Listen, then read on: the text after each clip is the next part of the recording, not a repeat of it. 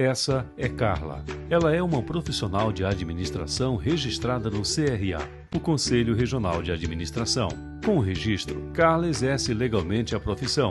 Além do mais, ela conta com o Clube de Vantagens. O Clube de Vantagens é um programa do CRA que oferece descontos diferenciados nos preços de produtos e serviços de empresas e instituições parceiras. São escolas, cursos de idiomas, agências de viagens, farmácias, hotéis, oficinas, academias, clínicas de estética e de saúde, roupas e até outras faculdades. Basta ser registrado e adimplente com o CRA que o profissional já conta com os benefícios do Clube de Vantagens. É gratuito e é somente para quem é do CRA. Acesse o site do Conselho, saiba quem são os parceiros e comece logo a usar. Não paga nada a mais por isso. O Clube de Vantagens é como o nome diz, é de vantagens. Conselho Regional de Administração, fazendo mais por você. Estamos iniciando mais um evento para os profissionais da administração, professores e acadêmicos. O Conselho Regional de Administração de Goiás promove uma palestra constante do projeto Educação Continuada 2025. Inicialmente, quero convidar você que está participando desse evento para ativar o sininho. Com esse procedimento, você passa a receber o convite dos nossos eventos. Siga também nas redes sociais do CRA Goiás. A programação do projeto Educação Continuada CRA de Goiás está excelente. Faz parte da comemoração dos 40 anos do CRA Goiás. São 4 décadas de muito trabalho em prol da valorização da categoria. Hoje, o CRA Goiás presenteia a categoria com mais uma palestra que tem como tema Programe-se o seu sucesso, técnica e ferramenta para crescer sem limite. E será apresentada pela administradora Keila Coutinho. Vou apresentar agora o mini currículo da nossa convidada, Keila Coutinho. Ela é administradora, especialista em gestão de recursos humanos, pós-graduada em gestão de ensino docente da educação superior, vivência e prática em educação infantil, palestrante, consultora, professora de graduação e pós-graduação na Faculdade Delta. Mais de 20 anos de experiência em empresa na área comercial, operacional, processos administrativos. Recebeu inúmeras homenagens. Após essa breve apresentação da nossa convidada, desejo a todos uma excelente palestra. Para proferir a mesma, passo a palavra para a administradora Keila Coutinho. Olá pessoal, boa tarde, tudo bem? Hoje nós vamos falar sobre técnicas e ferramentas. Como que você está programando o seu sucesso? Você quer crescer sem limites? Então hoje você vai aprender comigo 4 ferramentas para que você possa crescer mais. Então eu sou Keila Coutinho Gonçalves, formada em administração, especialista em docência universitária, também tenho um MBA em RH. Tenho experiência profissional já há 34 anos, sendo ela em empresas varejistas. Sou professora da Faculdade Delta há 13 anos e atualmente eu estou atuando como consultora e administradora. Então hoje nós vamos falar um pouquinho sobre 4 pressupostos. Na programação neurolinguística, que é a PNL, nós temos os pressupostos, que eles são crenças ou suposições úteis e fortalecedoras, que são adotadas como verdades quando você tem as verdades orientadas. Eles não são leis rígidas, mas são princípios que orientam, moldam a forma como os praticantes pensam, comunicam e interagem com o mundo, permitindo assim alcançar os resultados desejados. Hoje nós vamos abordar apenas 4 pressupostos, que será o foco, autorresponsabilidade, tenha consciência dos hábitos, verdade é individual. Então vamos lá, primeiro pressuposto é o foco. O foco deve ser ajustado para os resultados desejados. A PNL fala que quem foca, expande. Então, o que você está focado? O que você quer para a sua vida? Como que você faz isso? Então, o foco, ele representa a nossa capacidade mental, concentração, consciência e atenção seletiva através dos pensamentos. O foco mais ação é igual a resultados. Então, o foco é saber o que fazer, acreditar, comprometimento, saber o que é importante, definir prioridades e concentração. A ação, dar o melhor, fazer, mudar hábitos, congruência, persistir, fazer diferença. É você ter a ação, a atitude. O resultado, ele vem como feedback, poder, sustentação, aprendizado, mudança, flexibilidade. Então, essa soma mostra que você tem foco. Então, o foco, quando você realmente tem, você expande. Dentro da minha vida acadêmica, eu comecei a fazer a faculdade em 98. Quando foi em 2008 que eu me formei. Então, estou trazendo essa experiência para vocês entenderem que quando você foca, apesar de todos os obstáculos que você vem a ter, você consegue chegar no seu resultado. Então, hoje eu estou aqui, depois de alguns anos, 10 anos aí para formar, com muitos obstáculos dentro disso, mas hoje eu estou aqui sendo o quê? Uma administradora e professora. Então, quando você foca, você expande. Segundo pressuposto, autorresponsabilidade é poder. Assuma que você é responsável pelos seus resultados. Então, como que você está trabalhando isso? Você culpa alguém por algo que você não conseguiu fazer? Ou você analisa isso como responsabilidade sua? Ou seja, como autorresponsabilidade. É assumir 100% pelas suas próprias atitudes. Isso é escolha de resultado sem terceirizar a culpa ou esperar soluções externas. É isso que você faz? Ou você prefere, sendo mais fácil, culpar o outro? O que é culpa? Culpa, ela paralisa, a responsabilidade liberta. Ela está ligada à culpa ao passado, você sempre vai culpar alguma coisa que não deu certo. E a responsabilidade, ela está voltada para o presente e o futuro. Você foca, quando você culpa, você foca quem errou. E quando você tem responsabilidade, você foca em que você pode fazer daqui para frente. Então você não fica paralisado. Você entende que está errado e segue adiante. Aqui nós trazemos um exemplo para você. Olha, a pessoa fala, foi minha culpa eu não ter estudado. Eu perdi a oportunidade de fazer uma boa prova. E o outro fala, não, eu escolhi não estudar, porque isso é uma escolha. Tudo na nossa vida é uma escolha. Você escolhe fazer o correto ou não fazer. Então, você não pode culpar. Isso chama autorresponsabilidade. Então, mentalidade de protagonista, mentalidade de vítima. A pessoa que tem autorresponsabilidade, ela trabalha isso. A vítima, ela faz o quê? Reclama, justifica, culpa os outros. E o protagonista, ele age, ele aprende com os erros e busca soluções. Você também tem a remota do autocontrole da sua vida. Você retoma a autorresponsabilidade como poder pessoal. Você retoma o controle da sua vida, deixa de depender da circunstância, cria liberdade para agir e mudar. Enquanto você culpa, você perde poder. Quando você assume, você transforma. Então é muito mais fácil você assumir aquilo que você não tem conseguido e buscar melhoria para você conseguir. Autoavaliações que vocês podem fazer, para testar aí a autorresponsabilidade. Você pode fazer uma autoavaliação semanal sobre o que foi a semana, o que você programou na sua semana. É bom que você tenha o planejamento da sua semana para que você consiga alcançar os seus resultados. Registro de decisões e consequências. Conseguir? Não. Por quê? Registrar isso no papel, literalmente, E também substituir o não posso por como posso. E praticar feedback sincero consigo mesmo. Se eu não conseguir, por que eu não consegui?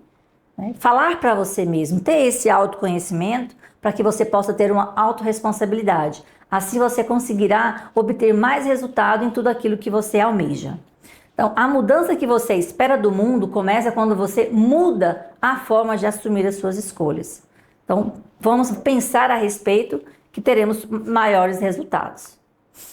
Então, de quem é a responsabilidade dos resultados? Literalmente, é sua. Você é responsável por seus resultados. Então, você precisa se conhecer para que você possa se responsabilizar. E como que a gente se conhece? Nós temos poderes internos e externos. A PNL fala que nós temos os nossos poderes, que são eles, internos e externos, onde nós vamos avaliar tanto a nós quanto ao mundo, que é o interno, pensar e sentir, e o externo, falar e agir. Como que você analisa os seus poderes? Como que ele está? E o que o outro sente? Quando você reage a alguma coisa, o que o outro sente? Nós temos que entender que é dele. E o que é meu? É quando eu falo e quando eu faço. Isso é meu. Mas o que o outro sente é dele. Nós precisamos cuidar com responsabilidade de tudo aquilo que nós estamos escolhendo a fazer. Terceiro pressuposto. Tenha consciência dos hábitos. Você está no piloto automático? O que é isso? Você já se perguntou isso? O que é um piloto automático? A nossa fala hoje é, às vezes, automática em alguns momentos. Ou as nossas ações, Vamos supor, você está indo para casa, Você tem esse hábito de pegar o mesmo caminho todos os dias. Por quê? Porque você está no piloto automático. E como que nós trabalhamos isso? Como é que nós mudamos isso, Os estudos apontam que 60% das nossas decisões que tomamos diariamente são, de fato, essas decisões automáticas. E 40% são hábitos. Isso significa que quase metade de nossas decisões diárias funciona numa espécie de piloto automático. Uma maneira que o cérebro encontra de economizar energia e garantir a nossa sobrevivência. Então, nós precisamos sempre estar entendendo o que nós estamos fazendo que está no piloto automático ou não, porque nós precisamos medir as consequências de cada uma. Para nós entendermos um pouco melhor, nós temos dois sistemas dentro de nós. Nós temos o sistema automático, que é o involuntário, e nós temos também um sistema analítico, ou chamado também de voluntário. O voluntário, ele é responsável pelo pensamento consciente. É tudo aquilo que eu tenho na minha cabeça e que eu gasto energia, É mais lento, pois faz uma coisa de cada vez, e nos cansa rapidamente. E ele é também racional. Utilizamos esses sistemas para fazer o quê? Tomada de decisões. Fazemos isto através de perguntas, Muito bem, o que eu estou fazendo? Está dando certo? Então, esse é o nosso sistema voluntário. E o involuntário é o nosso sistema inconsciente dentro do nosso cérebro. Não requer muito esforço, ele é irracional, ele consegue tomar decisões ao mesmo tempo, que chamamos de piloto automático. Muitas vezes você consegue fazer tomar uma ou mais decisões. Estima que o sistema automático seja responsável aí por 95% das nossas ações. Aqui nós temos a representação de um iceberg. Nesse ponto acima é o sistema analítico. É um sistema abaixo está o automático. Então, o nosso 5% analítico e o restante 95% nós estamos no automático. Por isso que temos que ter um pouco mais de sensibilidade, para que nós possamos perceber o que nós estamos fazendo aí nesse sistema automático. Nosso cérebro, ele é dividido em 3 partes: reptiliano, límbico e o neocórtex. Vamos agora entender cada uma delas. O reptiliano, ele é a parte do cérebro com a função de sobrevivência e reprodução. Ele caracteriza-se por decisões automáticas, impulsivas e rápidas, motivadas pela sobrevivência, por situações de perigo que exigem defesa, o ataque e a obtenção de prazer imediato. Ele é irracional. Por exemplo, quando alguma coisa vai atingir os seus olhos, automaticamente, o que acontece? Você fecha os olhos, Até um sistema involuntário. Por isso, ele está protegendo. Esse aí é a nossa parte do nosso cérebro reptiliano. A parte do cérebro límbica, que ela é responsável pelas nossas emoções e sentimentos. Exerce um papel importante sobre o complexo reptiliano, pois é a conexão entre o mundo externo. Através das emoções positivas, ou seja, a empatia, alegria, o riso, curiosidade, esperança, e as negativas, medo, pesar, raiva, culpa, vergonha, arrependimento, ele filtra automaticamente vontades dos cérebros irracionais através dos nossos valores, nossas crenças. Aqui seria nos controle das nossas emoções. Precisamos trabalhar essas emoções. E o importante é que nós tenhamos todas elas. Precisamos ter todas elas. Precisamos sentir alegria, tristeza, medo. Nós só precisamos entender por que e como e agir em consequência para que elas sejam apenas passageiras, E temos o neocórtex, que é a parte do cérebro responsável pela inteligência, pela lógica, pela atenção e foco. É no neocórtex que processamos informações da linguagem, fazemos análise, planejamentos, racionalizamos, criamos, inventamos e processamos em verdades. É capaz de controlar os impulsos de complexo reptiliano, regular as nossas emoções do sistema límbico. Então é nessa parte do neocórtex que nós conseguimos usar mais nosso cérebro para que nós possamos fazer análise, planejamento. Então o administrador precisa muito dessa parte do nosso cérebro. Quarto pressuposto: A verdade é individual. Cada pessoa tem a sua própria verdade, que é subjetiva e individual. Nós percebemos a realidade através dos nossos 5 sentidos. Quais são? Visão, audição, olfato, tato e o paladar. Tudo que nós temos entra para nosso cérebro por esses 5 sentidos. Nós sentimos, né? Ou seja, nós vemos, ouvimos, sentimos o tato ou o paladar. Então, isso é muito importante entendermos sobre os 5 sentidos.